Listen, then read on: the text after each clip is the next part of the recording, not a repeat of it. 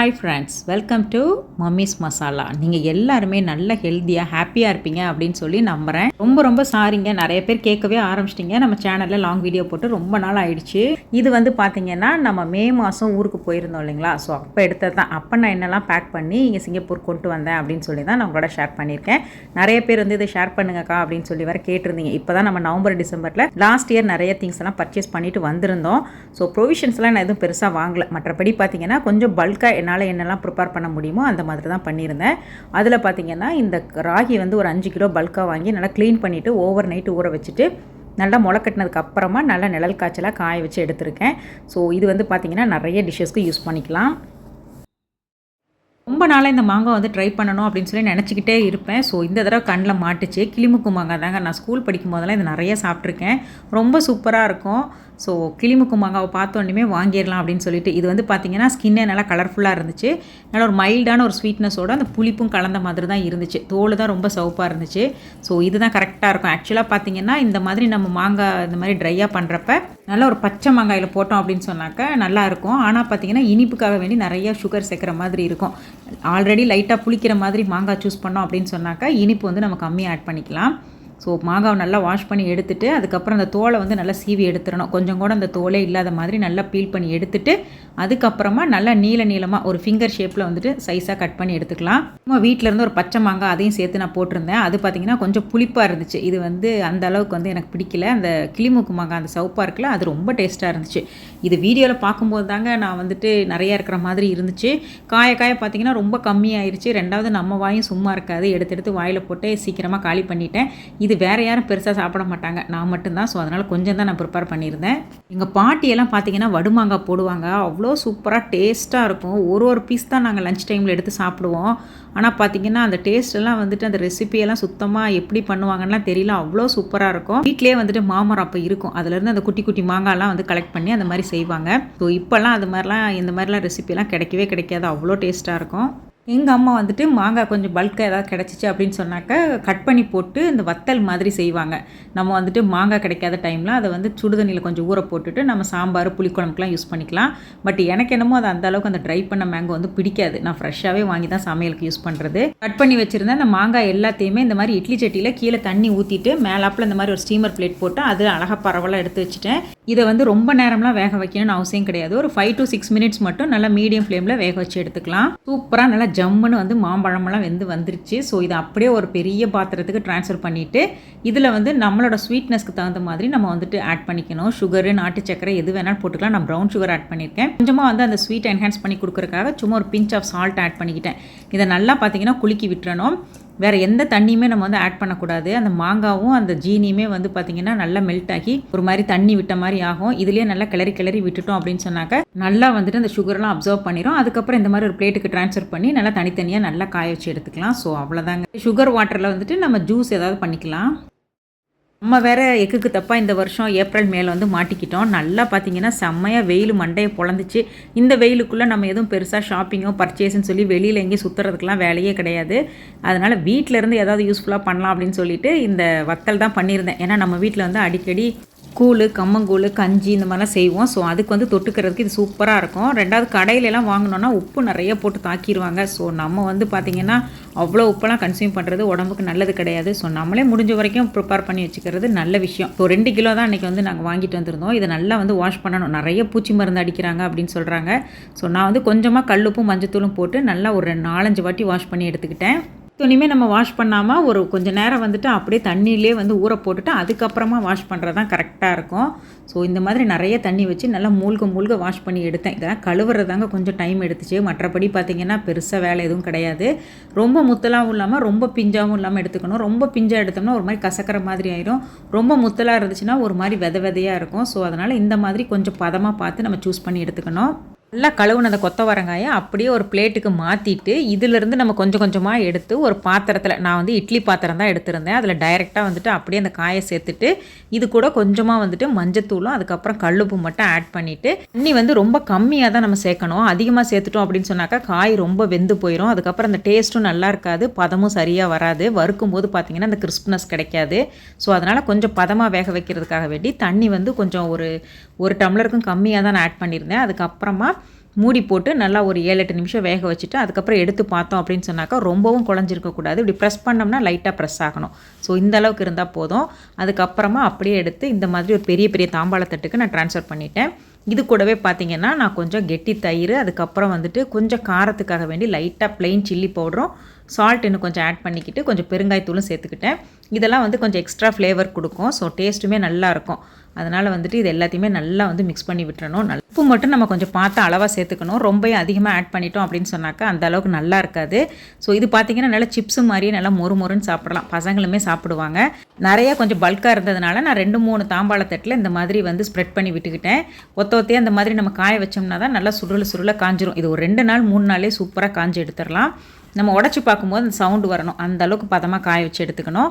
பார்த்திங்கன்னா இப்போ 2 பிளேட்டுக்கு எனக்கு வந்து வந்துருந்துச்சு. ஸோ அப்படியே கையோடு வந்துட்டு கொஞ்சம் கோதுமை வாங்கிட்டு வந்திருந்தோம். ஸோ அதையுமே வந்து 2-3 கிலோ இருக்கும். இதை நல்லா வாஷ் பண்ணிவிட்டு இதையுமே கையோட காய வச்சு அரைச்சிக்கலாம் அப்படின்னு சொல்லிட்டு நாங்கள் சின்ன பிள்ளையாக இருக்கும்போதுலேருந்தே பார்த்திங்கன்னா எங்கள் அம்மா வந்து முழு கோதுமை வாங்கி தான் அரைப்பாங்க. ஒரு தடவை கூட கடமை வாங்கி யூஸ் பண்ணதே கிடையாது. இது பார்த்திங்கன்னா ரொம்ப டேஸ்ட்டாக இருக்கும் நம்ம வாங்கி அரைக்கும் போது. இது கூட வேறு எதுவும் ஆட் பண்ணல. வெறும் கோதுமை மாவு மட்டுமே வந்துட்டு வாஷ் பண்ணிவிட்டு நம்ம ப்ரிப்பேர் பண்ண அந்த மாங்காய், கொத்தவரங்காய், அதுக்கப்புறம் முழு கோதுமை இது எல்லாத்தையுமே வந்துட்டு தனித்தனியாக தட்டுக்கு மாற்றி அப்படியே வெயிலில் வச்சாச்சு. இது மேலே மெலிசான ஒரு வேஷ்டியை ஒன்று நாங்கள் பொத்தி விட்டுருவோம். ஏன்னா தூசி எதுவும் விழுகாமல் இருக்கிறதுக்காக. நம்மளோட மெயின் ஹீரோவே பார்த்திங்கன்னா கருப்பு உளுந்து தான். ஸோ இது ப்ரிப்பேர் பண்ணாமல் நான் கண்டிப்பாக போகிறது கிடையாது. நான் வந்து ஒரு 4 கிலோ வரைக்கும் உடச்ச கருப்பு உளுந்து வாங்கியிருந்தேன். முழுசு கூட நம்ம வாங்கிக்கிடலாம். இதுக்கு வந்து பார்த்திங்கன்னா 1 கிலோ உளுந்துக்கு ஒரு 1/4 கிலோ அளவுக்கு நான் கருப்பு கவுனி அரிசின்னு சொல்லி மெஷர் பண்ணி எடுத்திருந்தேன். ஆக்சுவலாக பார்த்தோன்னா அரிசி வந்து பச்சரிசி எது வேணாலும் நம்ம ஆட் பண்ணிக்கலாம். பட் நான் வந்து இன்னும் கொஞ்சம் ஹெல்த்தியாக இருக்கட்டுமே அப்படின்னு சொல்லிட்டு கருப்பு கவுனி அரிசி தான் சேர்க்குறது. ஸோ கருப்பு உளுந்தும் கருப்பு கவுனி அரிசியும் இது ஒரு 4 கிலோவும் அதில் வந்து ஒரு 1 கிலோவும் வாங்கியிருந்தேன். ஸோ இது எல்லாத்தையுமே பார்த்திங்கன்னா நம்ம வந்துட்டு நல்லா வாஷ் பண்ணணும். ஃபஸ்ட்டு எந்த அளவுக்கு வாஷ் பண்ணுறோமோ அந்த அளவுக்கு பார்த்திங்கன்னா நம்மளுக்கு வந்து அந்த களி டேஸ்ட்டாகவும் இருக்கும். ரொம்ப நாளைக்கு அந்த பவுடர் கெட்டு போகாது. சீக்கிரமாக வந்து இந்த வண்டு பூச்சியெல்லாம் வராமல் இருக்கும். உடச்ச உளுந்து இல்லைன்னா முழு உளுந்து எது வேணாலும் எடுத்துக்கலாம். உடச்ச உளுந்துனா நம்மளுக்கு வறுபடுறது நல்லா விசிபிளாக தெரியும். இப்போ முழு உளுந்தாக நம்ம வந்து வறுக்கிறோம் அப்படின்னு சொன்னாக்கா கொஞ்சமாக வந்துட்டு 1 ஸ்பூன் அளவுக்கு வெள்ளை உளுந்து சேர்த்து வறுத்துக்கிட்டோம் அப்படின்னு சொன்னாக்கா அந்த வறுக்கிற கலர் வந்து நமக்கு தெரிஞ்சிடும். இப்போ ஏங்க நம்ம வறுக்கவே பார்த்திங்கன்னா வாசம் சும்மா சூப்பராக ஜம்முன்னு இருக்கும். ஸோ அதை வச்சும் கண்டுபிடிச்சிக்கலாம். ஸோ நான் ஃபஸ்ட்டு வந்து உளுந்தை கொஞ்சம் கொஞ்சமாக போட்டு ஒவ்வொரு நாளும் ஒவ்வொரு வேலையாக தாங்க செஞ்சேன். ஒரே முட்டா செய்யலை.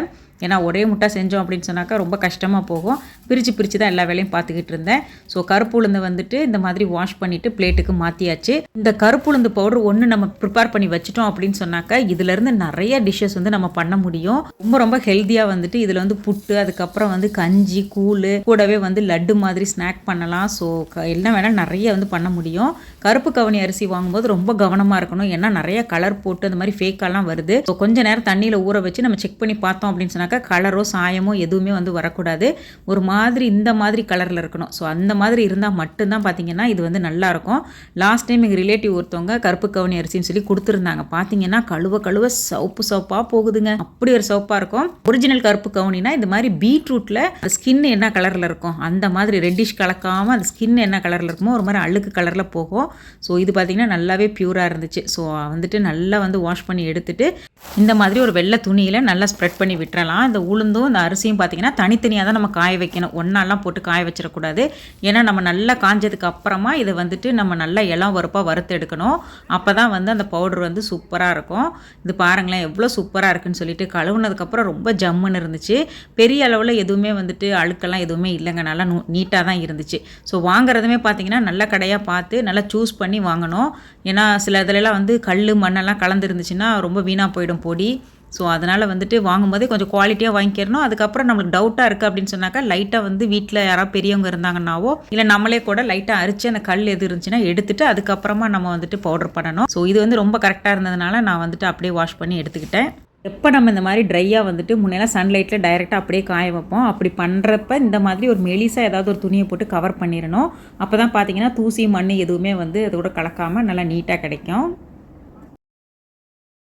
ஒரு 2 நாள்லேயே பார்த்திங்கன்னா ஜம்முன்னு நல்லா காஞ்சி வந்துருச்சு பட்டு மாதிரி. அதுக்கப்புறமா இதை அப்படியே ஒரு சம்பளத்துக்கு எடுத்து வச்சாச்சு. இனி அடுத்து வந்து நம்ம வறுக்கணும். இதை வறுக்கும்போது பார்த்திங்கன்னா கொஞ்சம் வந்துட்டு பக்குவமாக வறுத்து எடுத்துக்கணும். ரொம்ப தீயக்கீது விட்டுறக்கூடாது. வெறும் அரிசியே பார்த்திங்கன்னா வாயில் போட்டோம்னா அவ்வளோ டேஸ்ட்டாக இருந்துச்சு. ஸோ கருப்பு கவுனி அரிசி ரொம்ப உடம்புக்கு நல்லது. முடிஞ்ச வரைக்கும் இதை அடிக்கடி நம்ம உடம்புல சேர்த்துக்கணும்.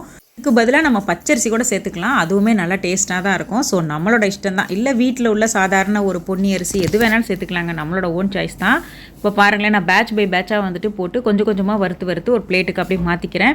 இந்த மாதிரி அகலமான தாம்பாளத்தட்டில் நம்ம இந்த மாதிரி கொஞ்சம் கொஞ்சமாக வறுத்து ஆட் பண்ணிவிட்டு நல்லா வந்து காய வச்சிடணும். நல்லா அந்த சூடெல்லாம் போனதுக்கு அப்புறம் தான் நம்ம வந்துட்டு ஒரு ஏர்டைட் பாக்ஸில் போட்டு ஸ்டோர் பண்ணி வைக்கணும். ஏன்னா அரைக்கும் போது அப்போ தான் வந்து அந்த கிறிஸ்ப்னஸ் மாறாமல் போய் அப்படியே அரைச்சிட்டு வந்தோம்னா தான் அந்த பவுடர் வந்து நல்ல சூப்பர் வாசமாக இருக்கும். டேஸ்ட்டு பார்த்திங்கன்னா அவ்வளோ சூப்பராக இருக்கும். அவ்வளோ சீக்கிரத்தில் கெட்டும் போகாது. சீக்கிரமாக வந்து ஹை ஃப்ளேமில் வச்சுட்டு ஃபாஸ்ட்டாக வறுக்கக்கூடாது. ஃபஸ்ட்டு ஒன்ஸ் கடாய் நல்லா சூடானதுக்கு அப்புறமா லோ டு மீடியம் ஃப்ளேமில் வச்சுட்டு நம்ம வறுத்து எடுக்கணும். அதே மாதிரி அதிக குவான்டிட்டி போட்டு வறுக்காமல் கொஞ்சம் கொஞ்சமாக போட்டு தான் நம்ம வறுக்கணும். மொத்தமாக எல்லாம் போட்டுட்டு நம்ம வந்து டக்குன்னு வறுத்து முடிக்கக்கூடாது. அதே மாதிரி நான் பார்த்தீங்கன்னா இது கூட வந்துட்டு ஏலக்காய் இதெல்லாம் போட்டு அரைப்பாங்க. நான் அந்த மாதிரிலாம் வேறு எதுவுமே சேர்க்க மாட்டேன். சுக்கு ஏலக்காய்லாம் அது மாதிரிலாம் பண்ணிட்டோம் அப்படின்னு சொன்னாக்க எல்லா டிஷ்ஷுக்கும் வந்து யூஸ் பண்ண முடியாது. இந்த மாதிரி 2 மட்டும் நம்ம சேர்த்து அரைச்சிட்டா தான் பார்த்தீங்கன்னா மல்டி பர்பஸாக வச்சு யூஸ் பண்ணிக்கலாம். ஸோ நான் இது 2 மட்டும் தான் எப்போயுமே ப்ளைனாக அரைச்சிக்கிறது. அதுக்கப்புறம் தேவைப்பட்டால் நம்ம அந்தந்த டிஷ்க்கு தகுந்த மாதிரி இன்க்ரீடியன்ஸை கூட்டியோ குறைச்சோ வேணுங்கிறத நம்ம சேர்த்துக்கலாம். இப்போ வெயில் அடிக்கும் போது வடகம் போடாமல் இருக்க முடியுமாங்க? ஸோ அதனால் வடகத்துக்கும் வந்து அரிசியெல்லாம் பச்சரிசி அம்மா வாங்கிட்டு வந்திருந்தாங்க. இது வந்து ஒரு 3 கிலோ இருக்கும். ஸோ இது கூடவே பார்த்திங்கன்னா நம்ம வந்துட்டு ஜவ்வரிசி சேர்த்து தான் செய்கிறது. ஸோ ஜவ்வரிசியும் சேர்த்தே நம்ம மாவு கூட அரைச்சிட்டோம் அப்படின்னு சொன்னாக்கா வேலை ஈஸியாக முடிஞ்சிடும். அரிசி வந்து நல்லா காஞ்சி கழுவி காய வச்சு எடுத்துருக்கோம். ஸோ இது கூடவே பார்த்திங்கன்னா ஜவ்வரிசி வந்து நம்ம முழுசாக ஆட் பண்ணோம் அப்படின்னு சொன்னாக்கா சம்டைம்ஸில் வந்து மிஷினில் வந்து அரைக்க மாட்டேங்கிறாங்க. அதனால் நான் வந்து என்ன பண்ணுறதுனா மிக்சியில் லைட்டாக பொடிச்சு அதுக்கப்புறம் நம்ம அரிசியோட கலந்துட்டோம் அப்படின்னு சொன்னாக்கா அவங்களுக்கு கொஞ்சம் ஈஸியாக இருக்குது. ஸோ 1 கிலோ பச்சரிசிக்கு நான் வந்துட்டு 1/4 கிலோ ஜவ்வரிசி, அதாவது மாவு ஜவ்வரிசின்னு சொல்லுவாங்கள்ல, நல்லா பியூர் ஒயிட்டாக கொஞ்சம் குண்டு குண்டாக இருக்கும். ஸோ அதை தான் எடுத்திருக்கேன். இதை வந்து மிக்சியில் கொஞ்சம் ஒன்றும் பாதியமாக பொடிச்சு அரிசி கூட மிக்ஸ் பண்ணியாச்சு. இது கூடவே நம்ம வடகத்துக்கு தேவையான அளவு கல்லுப்போ இல்லைன்னா தூளுப்போ வந்துட்டு இது கூட சேர்த்துட்டு நல்லா கலந்து விட்டுறணும். பச்சரிசியும் ஜவ்வரிசி உப்பு இது மட்டும்தான் நம்ம இது கூட மிக்ஸ் பண்ணியிருக்கோம். இதை வந்து அப்படியே பார்த்திங்கன்னா ஒரு பெரிய சம்படத்துக்கு மாற்றிட்டு நம்ம மெஷினில் குடிச்சு நல்லா நைஸாக அரைச்சி எடுத்துக்கணும். அதுக்கப்புறம் அதிலேருந்து நம்ம எடுத்து தண்ணி அளவு மெஷர் பண்ணி நம்ம வடகமாக செஞ்சுக்கலாம். இல்லை இந்த மாதிரி பவுடராக ப்ரிப்பேர் பண்ணிவிட்டு தேவைப்படும் போது நம்ம வடகமாகவும் பிழிஞ்சு யூஸ் பண்ணிக்கலாம். இல்லை ஒன்ஸ் நல்லா பல்காக ப்ரிப்பேர் பண்ணிவிட்டு ஒரே தான் வடகமாக பண்ணி எடுத்தும் நம்ம ஸ்டோர் பண்ணிக்கலாம். நம்ம இஷ்டம் தான். இல்லை மிக்சியில் கூட நம்ம 1 டம்ளர் அரிசிக்கு ஒரு 1/4 டம்ளர் ஜவ்வரிசின்ற மெஷர்மெண்ட்டில் நம்ம வந்துட்டு இதே மாதிரி மாவை வந்து அரைச்சி பவுடர் பண்ணி வடகமாவும் செஞ்சுக்கலாம். அதுவுமே நம்ம சேனலில் இருக்குது. ரொம்ப ஈஸி தாங்க. இது வந்து பிகினர்ஸ் கூட டக்குன்னு பண்ண முடியும். நம்ம ரெடி பண்ணி வச்சுருந்த எல்லாத்தையுமே வந்துட்டு இந்த மாதிரி சம்படத்துக்கு மாற்றிட்டு போய் மெஷினில் கொடுத்து நம்ம எப்படி பதம் வேணுமோ, நைஸாக வேணுமா இல்லை வந்துட்டு குறப்பாக வேணுமான்னு சொல்லி கேட்டு அரைச்சி வாங்கிட்டு வந்துடணும். முருங்கை இலை மட்டும் வந்து அரைக்க முடியாதுன்னு சொல்லிட்டாங்க. ஸோ அதனால் நம்ம மிக்சிலே அரைச்சிக்கலாம் அப்படின்னு சொல்லிட்டு காய வச்சு எடுத்துருந்த முருங்கைக்கீரையுமே நான் பேக் பண்ணிக்கிட்டேன். ஸோ மாவு எல்லாமே அரைச்சி வந்துருச்சு. ஒன்ஸ் அரைஞ்சி வந்ததுக்கப்புறம் நம்ம இம்மீடியட்டாக வந்துட்டு பேக் பண்ணக்கூடாது. அதே மாதிரி டக்குன்னு லிட்டு போட்டும் க்ளோஸ் பண்ணிடக்கூடாது. ஏன்னா வேர்த்து போயிடும் இல்லைங்களா? ஸோ அதனால் வந்துட்டு சூடு நல்லா ஆறுற வரைக்கும் இந்த மாதிரி நல்லா ஓப்பன்லேயே வச்சுட்டு அதுக்கப்புறமா நம்ம எடுத்து ஸ்டோர் பண்ணிக்கலாம். மாவெல்லாம் சூப்பராக வந்துட்டு நம்ம கேட்ட மாதிரி அரைச்சி கொடுத்துருந்தாங்க. ஒரு சிஸ்டர் கூட கேட்டிருந்தாங்க, சிங்கப்பூரில் வந்துட்டு இந்த மாதிரி ரைஸ் மில்லெல்லாம் இல்லையா சிஸ்டர்னு சொல்லிட்டு. கண்டிப்பாக இருக்குதுங்க. பட் வந்துட்டு கொஞ்சம் தூரமாக இருக்கும். நம்ம இது எல்லாத்தையும் எடுத்துகிட்டு போகணும். கழுவி காய வைக்கிறதுக்கு நம்மளுக்கு வசதி பத்தாது. அப்பார்ட்மெண்ட்டில் இருக்கும். அதனால் வந்துட்டு நம்ம ஊர்னால் நம்மளுக்கு இதெல்லாம் கொஞ்சம் ஈஸியாக இருக்கும் இல்லைங்களா? வடக மாவு அரைச்சிட்டு வந்த உடனேமே அதிலேருந்து நமக்கு ஒரு கப்பு நம்ம மாவு எடுத்துக்கிட்டோம் அப்படின்னு சொன்னாக்க இதுக்கு வந்து ஒரு 2லேருந்து 2.25 கப்பு வரைக்கும் நம்ம தண்ணி மெஷர் பண்ணி வைக்கலாம். ஃபஸ்ட்டு வந்துட்டு ட்ரை மாவை நல்லா கரெக்டாக மெஷர் பண்ணி எடுத்துட்டு இது கூடவே பார்த்திங்கன்னா நம்ம காரத்துக்கு வந்து பச்சை மிளகா தான் சேர்க்க போகிறோம். இது மாதிரி பச்சை மிளகா போடும்போது வடகம் வந்து நல்லா வெள்ளையாக இருக்கும். இதுவே காரத்தூளும் நம்ம ஆட் பண்ணிக்கலாம். அது கொஞ்சம் செவந்த மாதிரி வரும். ஸோ காரத்துக்கு ஏற்ற மாதிரி பச்சை மிளகாய் அரைச்சி இது கூட சேர்த்துட்டு நான் 1 டேபிள் ஸ்பூன் வரைக்கும் ஜீரகம் ஆட் பண்ணியிருக்கேன். கூடவே உப்பு எதுவும் பத்தலைனா கூட கொஞ்சம் ஆட் பண்ணிக்கலாம். இது எல்லாத்தையும் சேர்த்துட்டு நல்லா வந்துட்டு மிக்ஸ் பண்ணதுக்கு அப்புறமா நம்ம மெஷர் பண்ணி வச்சுருக்கிற தண்ணி இது கூட சேர்த்துக்கலாம். அதுக்கப்புறமா நல்லா வந்துட்டு ஒரு கரண்டி வச்சு மிக்ஸ் பண்ணி விடணும். கொஞ்சம் கொஞ்சமாக கிளற பார்த்திங்கன்னா சின்ன சின்ன கட்டியெல்லாம் தட்டிப்படுற மாதிரி இருக்கும். அது ஃபஸ்ட்டில் அப்படி தான் இருக்கும். நம்ம லைட்டாக வந்துட்டு இப்படி பண்ணும்போதே பார்த்திங்கன்னா நல்லா அழகாக வந்துட்டு கலந்துரும். ஒன்ஸ் நல்லா இதானதுக்கப்புறம் தோசை மாவு பதத்துக்கு வந்துடும். இந்த டைமில் வரும்போது பார்த்திங்கன்னா உப்பு வந்து செக் பண்ணி பார்த்துக்கோங்க. ஸோ இப்போயே நம்ம ஆட் பண்ணுறது தான் கரெக்டாக இருக்கும். ஸோ அதுக்கப்புறமா இதை அப்படியே ஒரு பாத்திரத்துக்கு மாற்றிட்டு நம்ம குக்கரில் தான் வந்து இந்த வடகத்துக்கு வந்து மாவு ரெடி பண்ண போகிறோம். அதுக்கு குக்கரில் கொஞ்சம் தண்ணியை சேர்த்துட்டு கீழே வந்து ஒரு கிண்ணம் அப்படி இல்லைன்னா ஒரு ஸ்டாண்டை வச்சுட்டு நம்ம மேக் பண்ணி வச்சுருக்கிற மாவையும் உள்ளே வச்சுட்டு நம்ம விசில் போட்டு ஒரு 3லேருந்து 4 விசில் விட்டு ஆஃப் பண்ணிக்கலாம். ரொம்ப நேரம் வச்செல்லாம் நம்ம அடுப்பில் கிண்டணும்னு அவசியம் கிடையாது. பதம் செக் பண்ணணும்னு அவசியம் கிடையாது. குக்கரில் வச்சுட்டு மூடி போட்டு வச்சிட்டோம் அப்படின்னு சொன்னாலே பார்த்திங்கன்னா வெந்து ஆறிடும். அதுக்கப்புறம் எடுத்து பார்த்தோம்னா மாவு வந்து சுத்தமாக கையில் ஒட்டக்கூடாது. அதுதான் கரெக்டான பதம். லாஸ்ட்டாக கொஞ்சம் பெருங்காயத்தூளும் வேணும்னா லெமன் ஜூஸ் கொஞ்சம் புளிஞ்சு விட்டுட்டு அதுக்கப்புறம் மாவை நல்லா கலந்து விட்டுட்டு எப்பவும் போல் நம்ம முறுக்கு அச்சில் வந்து இதை வந்து கொஞ்சம் கொஞ்சமாக சேர்த்துட்டு நம்ம பிழிஞ்சு எடுத்துக்கலாம். இல்லைன்னா ஒரு பால் கவரில் கூட நம்ம சின்ன ஹோல் போட்டுட்டு ஸ்ட்ரைப்பாக போட்டு நல்லா நீளமாக இழுத்து விட்டுக்கலாம். ஸோ நம்ம இஷ்டம்தான். நான் வந்து பாதி மாவு வந்துட்டு ஒரு நாள் ஃபுல்லாக முறுக்கு மாதிரி பிழிஞ்சிக்கிட்டேன். இன்னொரு நாள் பார்த்திங்கன்னா நல்லா லைனாக வந்துட்டு வடகம் பிழிஞ்சிக்கிட்டேன். ஸோ இது வந்து ரொம்ப சூப்பராக இருக்கும். ரெண்டுமே நல்லா தான் இருக்கும். நம்மளோட இஷ்டம்தான். கிள்ளியும் வைக்கலாம், அதுவும் பண்ணலாம். நான் அதுவுமே கொஞ்சம் பண்ணியிருந்தேன் தான். ஸோ 2-3 நாளும் ஒவ்வொரு மாதிரி பண்ணியிருந்தேன். எல்லாமே நல்லா சூப்பராக வந்துருந்துச்சு. பாருங்களேன், இப்போ இது வந்து முறுக்கு ஷேப்பில் பிழிஞ்சது ஒரு 2 நாள்லேயே சூப்பராக காஞ்சிருச்சு. ஆனால் வந்து அடிப்பக்கத்தில் கொஞ்சம் ஈர நப்பாக இருந்ததுனால நான் வந்துட்டு அதை அப்படியே அழகாக எடுத்து லைட்டாக தண்ணி தொளிச்சு எடுப்பாங்க. பட் சும்மாவே எனக்கு வந்துருச்சு. ஸோ அதனால் எடுத்து அப்படியே திருப்பி விட்டுட்டேன். ஏன்னா அடிப்பக்கம் நல்லா ட்ரை ஆகட்டும் அப்படின்னு சொல்லிட்டு. வடகம் வத்தல்லாம் பார்த்தீங்கன்னா நல்லா காஞ்சாதான் பார்த்தீங்கன்னா எண்ணெயில் போட்டோன்னே சூப்பராக பொரிஞ்சு வரும். ஒன்ஸ் நல்லா காயலை அப்படின்னு சொன்னாக்கா எண்ணெய் குடிச்சிரும். கலரும் பார்த்தீங்கன்னா ஒரு மாதிரி டல்லாக இருக்கும். ஸோ அதனால் நல்லா காய வச்சு எடுத்துக்கணும். வெயில் நேரத்தில் தான் இந்த வேலையை ஸ்டார்ட் பண்ணணும். இன்கேஸ் வந்து நம்ம கொஞ்சம் காலையில் நேரம் அந்த மாவெல்லாம் செஞ்சு புளியறதுக்கு லேட் ஆகிடும், வெயில் வந்துடும் அப்படின்னு சொல்லி ஃபீல் பண்ணிங்கன்னா நைட்டே இந்த மாவு ப்ரிப்பேர் பண்ணி வச்சுட்டு காலையில் இந்த ஒர்க்கை ஸ்டார்ட் பண்ணலாம். இன்னொரு ஃபேவரட் பார்த்திங்கன்னா இந்த மோர் மிளகாங்க. இது ரொம்ப பிடிக்கும். ஸோ அதனால் வந்துட்டு மோர் மிளகா இந்த தடவை பண்ணிடலாம் அப்படின்னு சொல்லி நானும் அந்த கும்பகோணம் மிளகான்னு சொல்லுவாங்கள்ல, அந்த குட்டி குட்டியாக குண்டு மிளகா, அதை தேடி பார்த்தேங்க. சுத்தமாக கிடைக்கல. சரி டைம் இதிலே போயிடும், நம்ம போனதே ஒரு 15-20 டேஸ் தான் சொல்லிவிட்டு நான் கடன்னு இருந்த மிளகாயை வாங்கிக்கிட்டேன். இதையுமே நல்லா வாஷ் பண்ணி எடுத்துகிட்டு இதே மாதிரி தான் நான் காம்பெல்லாம் எடுக்கலை, லைட்டாக வந்துட்டு கீறி விட்டுட்டு அதுக்கப்புறம் தயிர் கூடவே கொஞ்சம் அரிசி மாவு கொஞ்சம் பைண்டிங் பண்ணுறதுக்காக வேண்டி சால்ட்டு இதை மட்டும் நல்லா மிக்சியில் வந்துட்டு நல்லா பேஸ்ட் மாதிரி அடித்து எடுத்துகிட்டு மிளகாயோட மிக்ஸ் பண்ணிக்கணும். இந்த மோர் வந்து பார்த்திங்கன்னா அந்த மிளகாயில் நம்ம கீறி வச்சுருக்கோம் இல்லைங்களா, அதுக்குள்ளே பூந்து நல்லா காரம்லாம் குறைச்சி டேஸ்ட்டாக இருக்கும். நல்லா காஞ்சதுக்கப்புறம் கொத்தவரங்காய் வத்தல் இந்த மாதிரி தான் இருந்துச்சு. நல்லா சலசலன்னு எடுத்து போட்டோம் அப்படின்னு சொன்னாக்கா தட்டில் சத்தம் வரணும். உடைச்சோம்னா நல்லா உடைக்கிற பதமாக இருக்கணும். ஸோ அந்தளவுக்கு நல்லா காய வச்சு எடுத்தாச்சு. மாங்காய் வத்தலுமே பார்த்திங்கன்னா சாப்பிட்டது போக இவ்வளோ தான் மிஞ்சிச்சு. அந்த மாதிரி மாங்காய் வத்தல் பண்ணுறோம், ஸ்வீட் மேங்கோ பண்ணுறோம் அப்படின்னு சொன்னாக்கா கொஞ்சமாக பவுடர் சுகரையும் இது கூட மிக்ஸ் பண்ணி வச்சிட்டோம் அப்படின்னு சொன்னாக்கா நல்லா ஸ்டோர் பண்ணி ரொம்ப நாளைக்கு வச்சு யூஸ் பண்ணிக்கலாம். அதுக்கப்புறம் நம்ம ரெடி பண்ணி வச்சுருக்கிற வடகம் வத்தல் அதுக்கப்புறம் மோர் மிளகா எல்லாமே காஞ்சி தயாராக இருக்குது. ஸோ இது எல்லாத்தையுமே இனி வந்து நம்ம எடுத்து பேக் பண்ண வேண்டியது தான். பாருங்களேன், சூப்பராக வந்துட்டு ஒவ்வொன்றுமே நல்லா ட்ரையாக இருக்குது. வடகமெல்லாம் வந்துட்டு போடுறது அதுக்கப்புறம் காய வைக்கிறதெல்லாம் கூட பெரிய விஷயம் இல்லைங்க. இதை வந்து பாதுகாப்பாக நம்ம பேக் பண்ணி எடுத்து வைக்கணும். ஏன்னா காற்று போயிடுச்சு அப்படின்னு சொன்னாக்கா நமுத்த மாதிரி ஆயிரும். நல்லா ஒரு ஏர் டைட்டாக வந்து நல்லா க்ளோஸ் பண்ணி வச்சுக்கணும்.